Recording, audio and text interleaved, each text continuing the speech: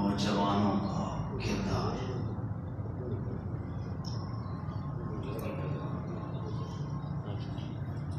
اس کے اوپر میں نے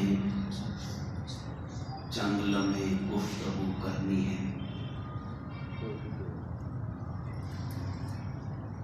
ابھی میں شروع کرنے لگا ہوں تو مالک صاحب کہتے ہیں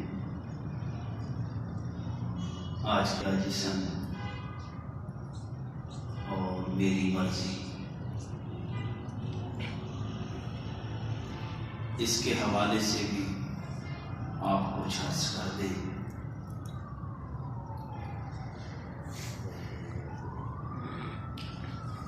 فتنوں کا دور ہے، نفسا نفسی کا عالم ہے،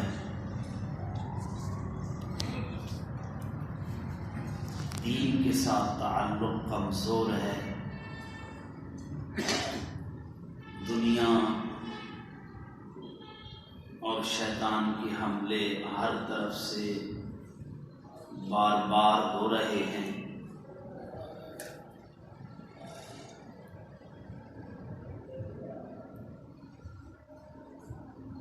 ان کا نتیجہ جو نکلتا ہے وہ یہ ہے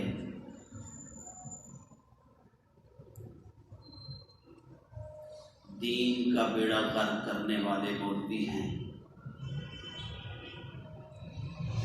اس کا میں نتیجہ بتا رہا ہوں۔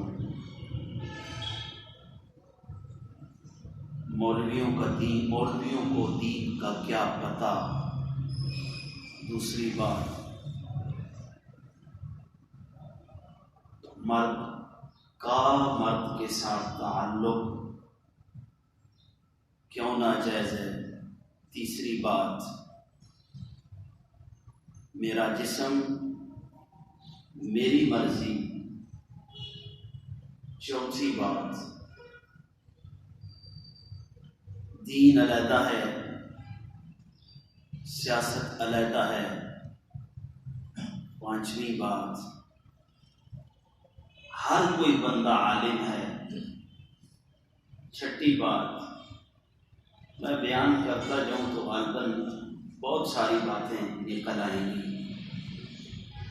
وقت مختصر ہے، یہ باتیں ہونی ہیں، ہر حالت میں ہونی ہیں۔ تب تک نہیں تھی جب تک ہماری سوچوں کی ڈائریکشن جو ہے وہ سیدھی تھی۔ فکر تھی پتہ نہیں کل زندہ رہنا ہے یا نہیں رہنا، تو وہ قرآن کو پڑھتے تھے۔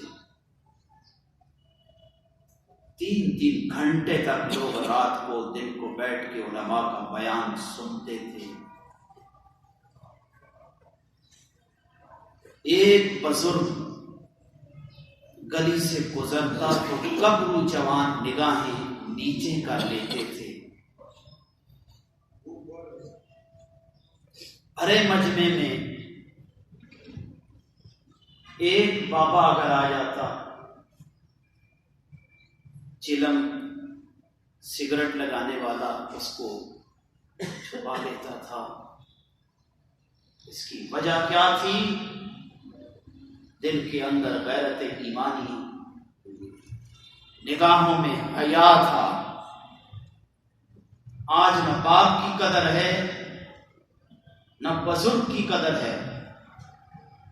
کیوں؟ جوانوں کے دلوں سے غیرت ایمانی کھینچ لیا گیا ہے، اور شر ہر طرف سے کوٹ کوٹ کر جسم میں داخل کر دیا گیا ہے۔ قلوب و اذہان کو دین کے نور سے خالی کر کے دنیا کی غلاظتوں سے بھر دیا گیا ہے، جس کے نتیجے میں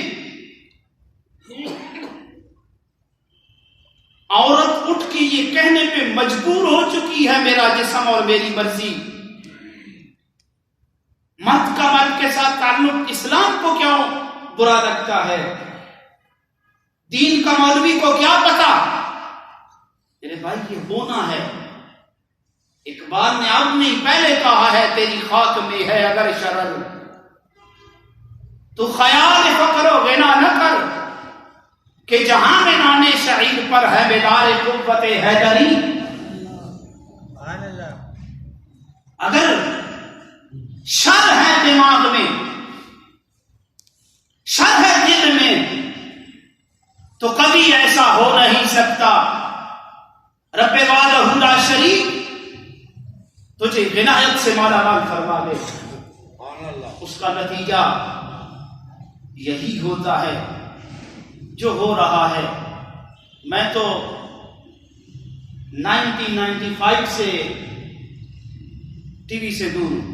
مجھے نہیں پتا، یہ ابھی مالک صاحب نے مجھے بتایا کہ عورت اور میرا جسم میرا مرضی اس پہ بھی بات کرے. واللہ مجھے نہیں پتا تھا، میں ٹی وی دیکھتا نہیں ہوں. میں ٹی وی 95 سے نہیں دیکھتا. کبھی گزرتے گزرتے کہیں ہوٹل میں کہیں کسی دفتر میں ہو تو وہ علیحدہ بات. اس وجہ سے تو یہ سوال اٹھنا میرا جسم میری مرضی، ان حالات کے تناظر میں جب دیکھا جائے جو قوم کی عورتوں کی پرورش کی جا رہی ہے، تو اس سے بڑے بھی ابھی فتنے اٹھنے ہیں. اس سے بڑے بھی فتنے اٹھنے ہیں. ان فتنوں کا علاج یہی ہے کہ اس قوم کے جوانوں کی ڈائریکشن تھنکنگ پاور جو ہے وہ سیدھی ہو جانی چاہیے. عبداللہ ابن عمر، آپ نے سوچا ہوگا کہ مولوی جوانوں پہ زور دے رہا ہے. جوان ہی تبدیلی لاتے ہیں بھائی. تبدیلی کا نعرہ لگا نا، جیسا بھی لگا. مجھے اس سے شوق نہیں، نہ میں سیاسی ہوں نہ کسی پارٹی سے تعلق ہے. جب جوانوں کو لے کے خان لے کے آئے، خان کو جوان لے کے آئے. جوان سب کر کچھ کرتے ہیں. قائد اعظم کا بازو جوان بنے تھے، طلبا بنے تھے، لیکن اس وقت طلبا کی سوچوں کی ڈائریکشن سیدھی تھی کہ ہم نے علم حاصل کرنا ہے. آج علم نوکری کے لیے ہے، آج علم ڈگریوں کے لیے حاصل کیا جاتا ہے. جب اتنے حسین اور عظیم چیز کا استعمال غلط کیا جائے گا تو پھر نتیجہ یہی ہوگا جو ہو رہا ہے. ورنہ اس وقت کو یاد کرو نا، عبداللہ ابن عمر کی بیوی کئی دنوں بعد جب عمر ابن خطاب رضی اللہ تعالیٰ عنہ آ کے کہتے ہیں بیٹا تو میری بہو ہے، تو میری بیٹی ہے، تجھے کوئی تکلیف تو نہیں ہے؟ مجھ سے، تیری ساس سے، خامن سے لمبے عرصے کے بعد وہ شکایت کرتی ہے، اگر آپ نے مجھے بیٹی کہا ہے تو میری بات سنیے، آپ کا بیٹا میری طرف توجہ نہیں کرتا. عمر تو پھر عمر تھا نا، عمر تو عمر تھا، خدا کی قسم عمر عمر تھا، اور ایسا کوئی نہیں تھا جس کے نام پہ ملت اسلامیہ کو فخر آتا ہے اسے عمر ابن خطاب کہتے ہیں. وہ فیصلہ نہیں کیا، رسول اللہ کی بارگاہ میں چلے گئے، کہا یا رسول اللہ میرا یہ مسئلہ ہے، یہ میری بہو ہے، میری بیٹی ہے. مدعا بیان کیا. عبداللہ ابن عمر کو میرے نبی نے بلایا، کہا بھائی تیرا باپ شکایت کرتا ہے، وجہ کیا ہے؟ سن نبی کے صحابی کا جواب سن کے تیرے سینے میں ٹھنڈ پڑ جائے گی. یا رسول اللہ میرا باپ ٹھیک کہتا ہے، تیری توجہ کیوں نہیں؟ فرمایا یا رسول اللہ صلی اللہ علیہ وسلم، یا رسول اللہ جب رسول اللہ کا نام ہے درود پڑھا کرو، میری بات نہیں، اللہ کا فرمان ہے، نبی کا فرمان ہے، خدا بھی لعنت کرتا ہے، فرشتے بھی لعنت کرتے ہیں جو رسول اللہ کا نام سن کے درود نہیں پڑھتا، ساری خدائی اس پہ لعنت بھیجتی ہے۔ تیرا کتنا ہی اہم کام ہے، رسول اللہ کا نام ہو آتا ہے چھوڑ کے پہلے اپنے نبی پہ سلام درود پڑھ، تیرا رب تجھ سے خوش ہو جائے گا۔ یا رسول اللہ میرا باپ ٹھیک کہتا ہے، کیوں؟ فرمایا یا رسول اللہ میں جوان ہوں، یا رسول اللہ میرے اندر قوت ہے، یا رسول اللہ میں طاقتور ہوں، میں بے بس نہیں ہوں، میں اس لیے بیوی کے پاس گھٹ جاتا ہوں، اللہ کی عبادت زیادہ کرتا ہوں کہ آج میں جوان ہوں، میں جوانی کی عبادت کر لوں، کل جب کمزور ہوں گا تو شاید اس طرح نہ کھڑا ہو سکوں۔ سبحان اللہ۔ یہ فرق تھا ہمارے بڑوں میں اور یہ فرق ہے ہم میں۔ ابھی تو بہت پڑی ہے جی، کل کر لیں گے،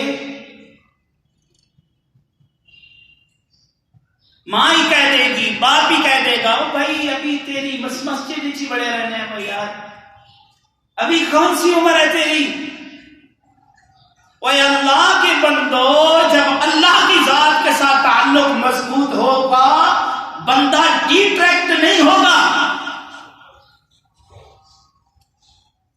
اپنی سوچیں سیدھی کرو نا، میں جوانوں سے مخاطب ہوں، اس وقت جوانوں کی یہ سوچ تھی کہ ابھی قوت ہے، اور جوانوں کا کمال ہے اسلام میں۔ عمر ابن خطاب آیا تو اسلام آیا، اسلام کی حالت میں عمر ابن خطاب نے قدم رکھا تو رب کے گھر میں آزادانہ طور پہ نماز ادا کی گئی، اللہ کے گھر میں پہلی دفعہ عمر کے وسیلے سے نماز ادا کی گئی۔ تو کوئی عمر کھا ہڑا کے بڈھا ہو کے اسلام میں نہیں آیا، جب آیا تھا عمر 28-30 سال کی عمر تھی۔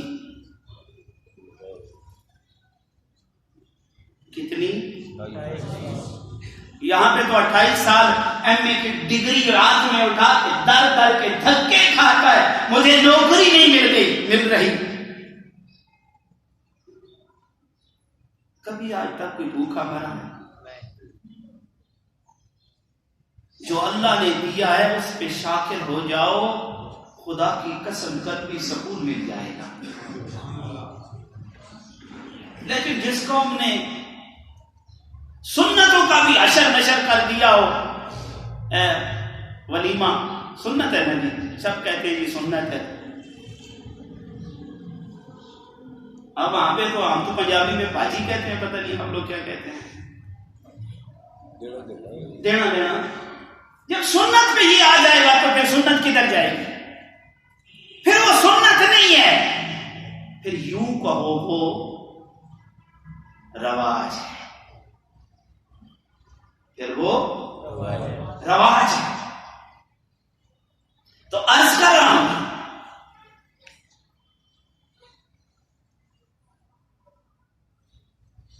تعلق تھوڑا سا ٹوٹ گیا، ہاں یاد آ گیا، جب آپ دائرہ اسلام میں آئے تو عمر 28-30 سال تھی، گبرو تھے نا، گبرو تھے۔ عثمان غنی آئے تو 23, 24, 25 سال تھی، علی آئے تو 10, 12, 14 سال تھی۔ کتنا کام کیا، بزرگوں کا کام ہوتا ہے مشورہ دینا، جوانوں کا کام ہوتا ہے عمل کرنا.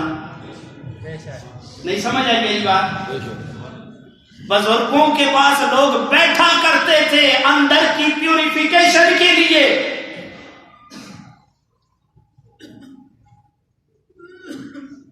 کو بہت تو چاچے کی ہسٹری چاڑ دیں گے.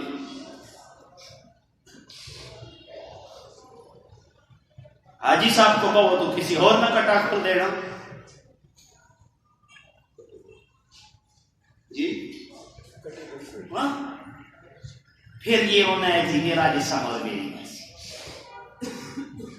پھر یہ اٹھنا ہے.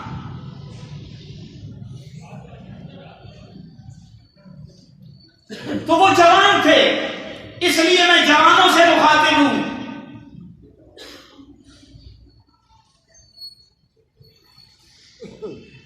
تو اسلام میں جو آ گیا وہ عمر کو نہیں دیکھتا. اسلام میں جو آ گیا اس کی عمر نہیں دیکھی جاتی، اس کی عقل کی جوانی دیکھی جاتی ہے، اس کے ایمان کی جوانی دیکھی جاتی ہے، اس کی ایمانی قوت کا اندازہ لگایا جاتا ہے. جب طارق ابن زیاد یورپ کی سرزمین پہ قدم رکھتا ہے تو 22 سال کا نوجوان ہوتا ہے. یہاں پہ 22 والوں کی کیا حالت ہوتی ہے؟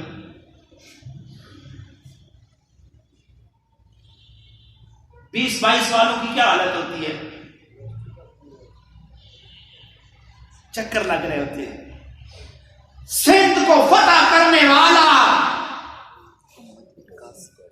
محمد بن قاسم جب سندھ کی سرزمین پہ قدم رکھتا ہے، 17 سالہ نوجوان،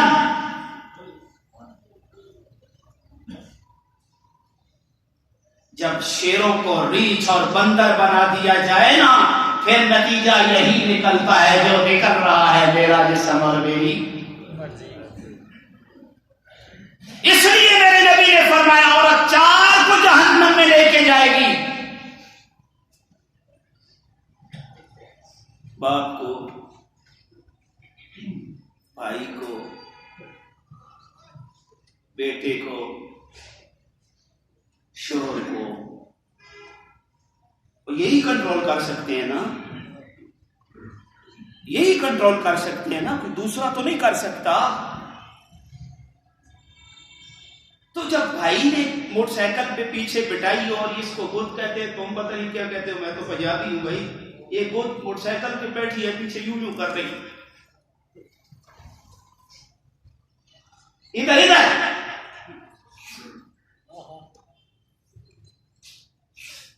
وہ آگے جا رہا ہے، موج میں لگا ہوا ہے، پیچھے گود یوں کر رہی. بتاؤ پھر مالک صاحب،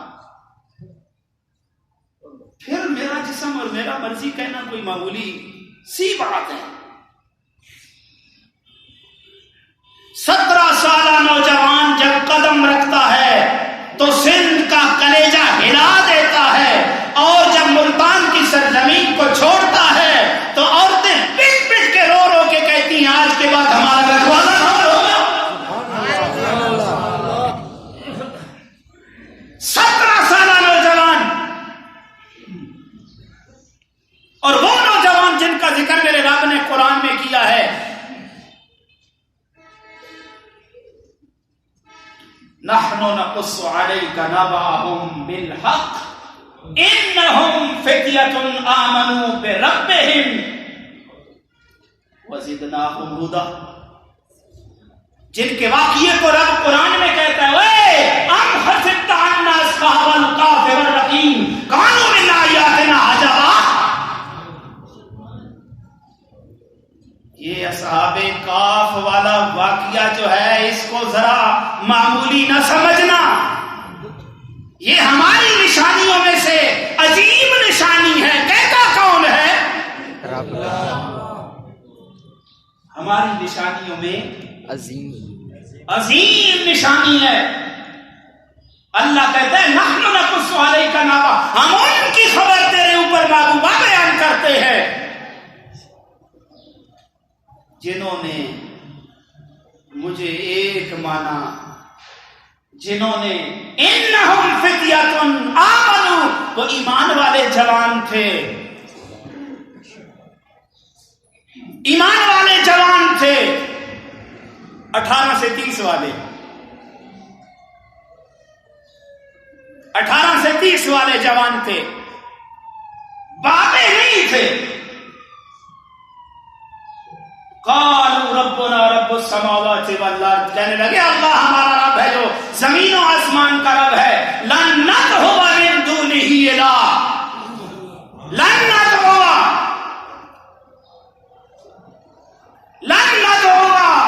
من دونہ الہ لقد قلنا اذا شططا، یہ ان کا کمال تھا۔ اب کوئی بتا سکتا ہے لن جب مضارع پہ داخل ہوتا ہے تو کیا ہوتا ہے؟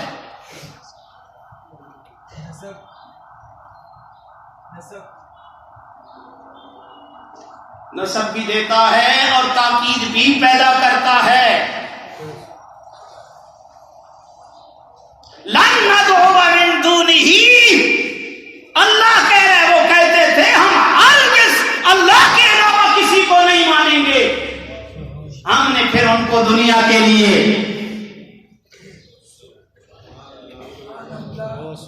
اللہ کہتے ہیں میں بھی جوانوں کی باتیں کرتا ہوں، میرے نبی کا حلقہ آباد بھی جوانوں میں تھا اور ابتدائی وقت میں تھا۔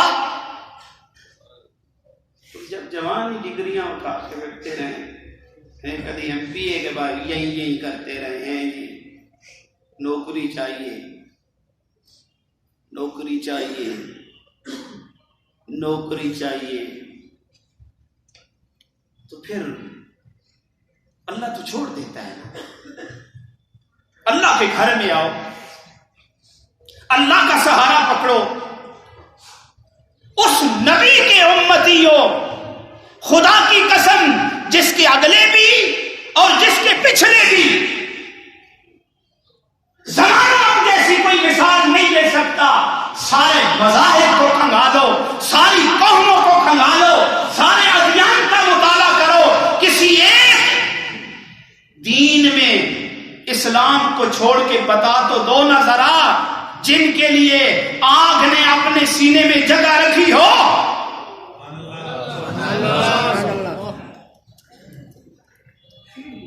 وہ دین اسلام کے علاوہ کوئی ایک تو بتاؤ نا جن کے ڈنڈوں کے ساتھ دریا رک گیا ہو۔ وہ ہماری لین تھی نا، ہماری لین تھی نا، وہ ہم بھی تھے نا۔ جب ہم خود درجہ انسانیت سے اتر کر اس سے نچلے لیول پہ آ جائیں تو پھر کیا ہوتا ہے؟ پھر یہی ہوتا ہے میرا جسم اور میری مرضی۔ ملا اس وقت سیاست کے پیچھے کنٹرول کرو نا ظالموں، بتاؤ نا، اور قوم بھی مفادیوں کے پیچھے، یہی ہوتا ہے نا۔ پھر بڑے منصب والوں کے کلام سنے آپ، پھر آئے جوانیاں چروائیاں تے انے بکرے تے پڑے پگڑا دی، پھر موجہ لگ جانیاں نے۔ انسانیت کے مقام کو برابر رکھو، اللہ کی ذات پہ بھروسہ رکھو۔ بندہ نبی کا کلمہ پڑھنے والا ہو، توجہ میری طرف، بندہ نبی کا کلمہ پڑھنے والا ہو اور ایک مسلمان عورت اسے دیکھ کے رستہ بدل جائے تو پھر کتے میں اور اس میں کیا فرق رہ جاتا ہے؟ میں جوانوں سے مخاطب ہوں، میں جوانوں سے مخاطب ہوں۔ جب غیر محرم عورت ماں ہے، بہن ہے، بیٹی ہے کسی کی، اکیلی جنگل میں بھی کھڑی ہے، کسی مسلمان کو دیکھتی ہے، اس کا سینہ ٹھنڈا ہو جائے، میرے نبی کا کلمہ پڑھنے والا کھڑا ہوا ہے، مجھے کوئی خوف و خطر نہیں ہے۔ پھر تو کائنات بھی نہیں پرش کرے گی۔ گلی محلے کے اندر ایک لونڈا کھڑا ہوا ہے، جب عورت رستہ بدلتی ہے پھر اللہ کہتا ہے قرآن میں اولئک کالانعام بل اضل، انسان نہیں بلکہ جانوروں سے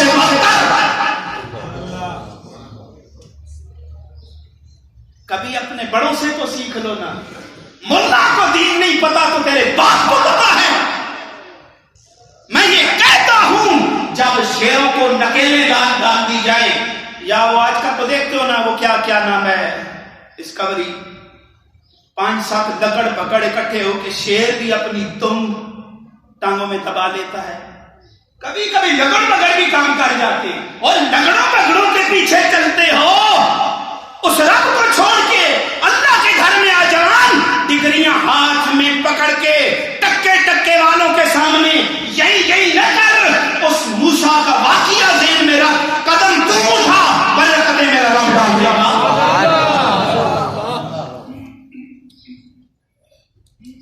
موسیٰ کی ماں نے جب دریا کی لہروں کے حوالے موسیٰ کو کیا تھا تو کتنا طاقتور تھا موسیٰ، کس عمر میں تھا، کتنا قوی تھا، کتنی سہاروں کی مدد تھی. جدھر موسیٰ کا انگوڑا بکسا چلتا جاتا تھا، دریا دل میں جگہ دیتا جاتا تھا، شہادت بھی سمجھتا جاتا تھا. کس نے عقل دی تھی، کس نے کان دریا کو لگائے تھے اللہ کا نبی ہے، کس نے آوازیں دی تھی، کس نے آنکھیں لگائی تھی، کس نے فہم عطا کیا تھا. جدھر نبی کا بکسا جاتا، سبحان اللہ، جس کو اپنی طاقت پہ ناز تھا، جس کو اپنی طاقت پہ ناز تھا، بادشاہ بھی کہلاتا تھا، انا ربکم الاعلی کا دعویٰ بھی کرتا تھا. جب دریا کے کنارے گیا جبرائیل آ کے کہتا ہے اوے بندے کی شکل میں، اوے فرعون، جب مالک کا بندہ باغی ہو جائے تو پھر کیا کرنا چاہیے؟ کہتا ہے اس کی ناک میں اور منہ میں مٹی ٹھونس دینی چاہیے. جب دریا کے پیٹ میں گیا نا، دریا کے پیٹ میں گیا نا، درمیان میں جبرائیل آیا، اس نے نیچے سے مٹی اٹھائی، بوتھا پکڑا فرعون کا، بیچ میں تنڈی کا گھن مزے ہے کلام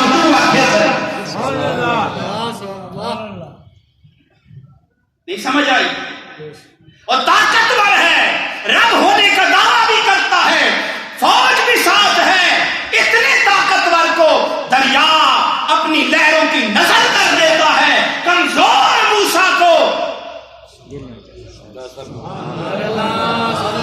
دریا کنارے لگا دیتا ہے. میرے رب کا سہارا پکڑ دے. رب ذوالجلال کی عزت کی قسم کھا کے کہتا ہوں سارے سہارے تیرے قدموں کے نیچے آ جائے.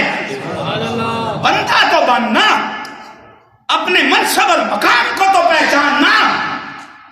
جب کسی کی ماں اور بہن اور بیٹی تجھے دیکھ کے رستہ بدل لے، پھر گمان کر لے، یہ پھکی پلے باندھ دے اور لے کے چلا جا، سوچنا پھر اس کتے میں اور تجھ میں کیا فرق رہ جاتا ہے. جزاکم اللہ خیرا.